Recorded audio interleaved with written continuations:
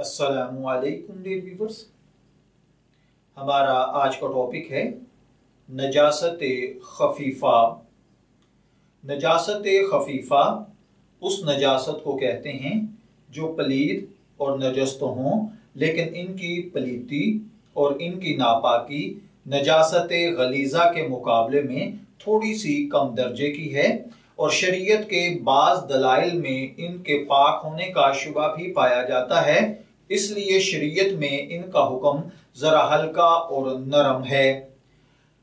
नजासत खफीफा में जो चीजें दाखिल हैं, इनमें हलाल जानवरों का पेशाब जैसे गाय, बैल, भैंस, बकरी वगैरह का पेशाब, दूसरे नंबर पर घोड़े का पेशाब, तीसरे नंबर पर हराम परिंदों की बीट जैसे कौवा, चील, बाज वगैरह, अलबत्ता चमगादड़ की बीट और पेशाब पाक है। चौथे नंबर पर हलाल परिंदों की बीट अगर बदबूदार हो। पांचवें नंबर पर अगर नजासत खफीफा नजासत गलीजा में मिल जाए तो चाहे गलीज की मिकदार खफीफा से बहुत कम हो तब भी मजमुआ को नजासत गलीजा ही समझा जाएगा। देखिए, नजासत खफीफा और गलीजा इस हवाले से ये मैं अर्ज कर रहा हूं।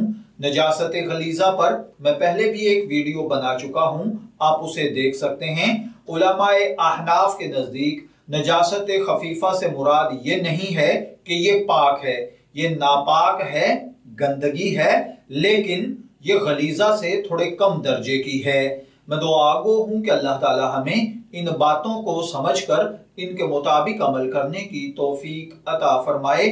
शब्बीर अहमद को इजाजत दीजिए, फिर हाजिर होंगे किसी नए टॉपिक के साथ। तब तक के लिए अल्लाह हाफिज।